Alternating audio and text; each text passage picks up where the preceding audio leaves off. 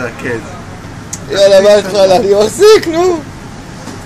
לא יודע, זה קופץ, זה לא יישבר, זה כמו קפיץ, אני צריך שזה יישב. תראה, זה הפלא בעץ הזה לא יישבר לך בחיים, הוא רטוב.